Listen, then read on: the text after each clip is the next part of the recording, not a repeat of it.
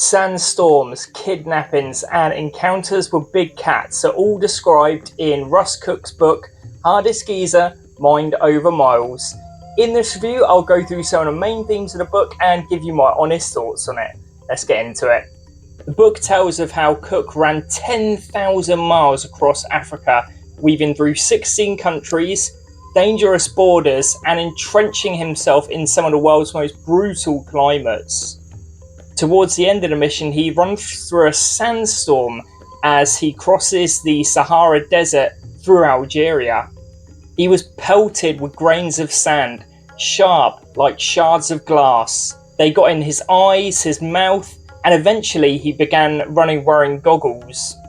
He described waking up in those rolling dunes as like waking up on Mars, and I thought that was just an incredible way to describe perhaps one of the most inhumane things that he experienced throughout the mission. I don't think many people can claim to have woken up in the Sahara Desert. It just reminded me of that Stanley Kubrick film 2001, where at the start of the movie the apes are just sitting there in space, completely remote with absolutely no civilization. That sense of remoteness in Africa was just so eerie, and it really came across in the book. If running through a sandstorm wasn't horrific enough, earlier in the mission he was actually kidnapped in the Democratic Republic of the Congo and held for a bounty. To put this into context, the Democratic Republic of the Congo has been decimated in recent years by cholera and Ebola. Child labour and human rights violations are rife, and poverty is just sky high. Russ said it was one of the most hostile, intimidating environments he ran through. And as he crosses the Democratic Republic of the Congo, he's repeatedly just chased by motorbikes, grabbed by people, heckled. Make no mistake, the locals were not pleased to see a lone white man running through their villages.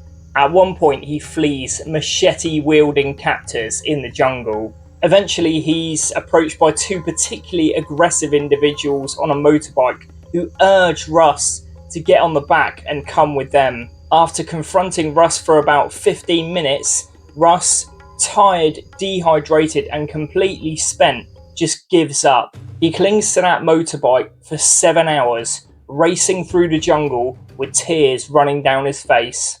At one point, he becomes quite introspective, really, as he goes into almost like a trance-like state. So he considers the Christian faith of his girlfriend, Emily, and he also really ruminates on how poorly he feels he's treated his parents throughout his life.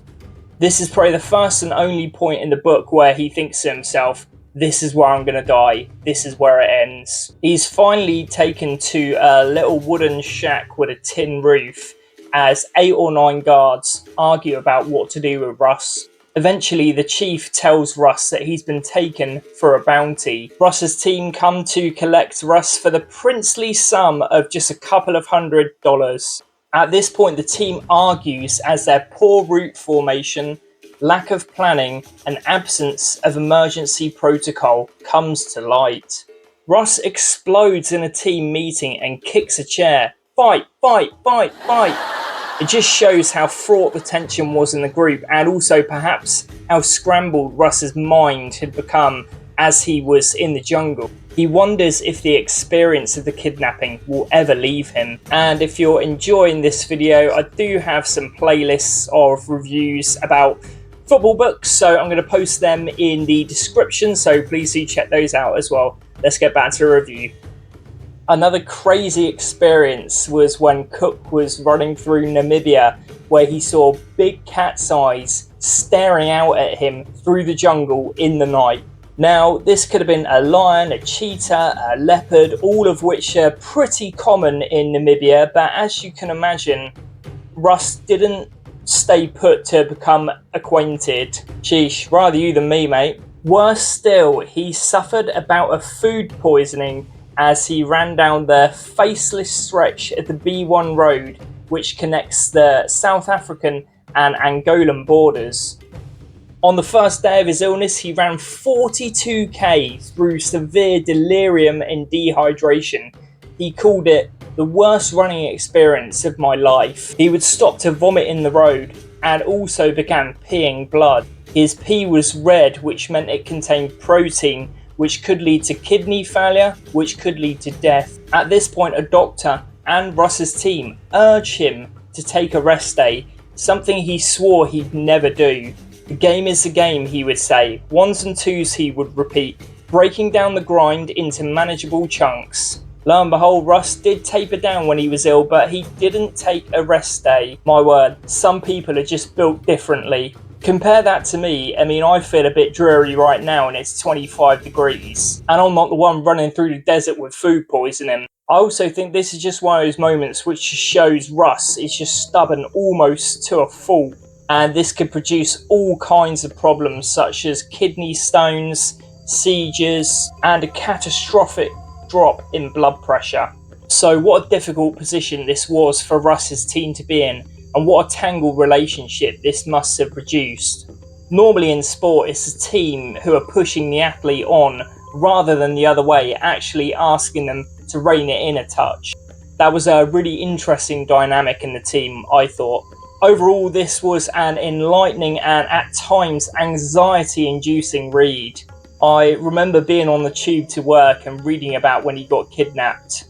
I had to get off the tube at my stop right during that particular passage, and I could almost sort of feel my heart going like that. It was just crazy. It was really interesting too to discover how Cook actually found running in the first place.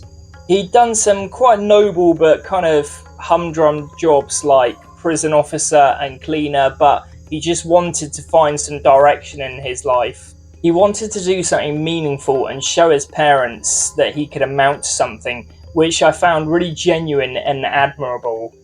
Moreover, I honestly read the book in probably about 3 days. The pacing was just perfect, it was bang on, and the short chapters just really leave you wanting more. So if you want a read with a sense of adventure and jeopardy, and of course a happy ending, as Russ Cook finishes his mission of running the length of Africa in 352 days, then this is definitely a book you should check out. It's just one of the most engrossing, all-encompassing, just gripping books that I've read this year, to the point where as I was reading it, I probably couldn't really think of much else at the time.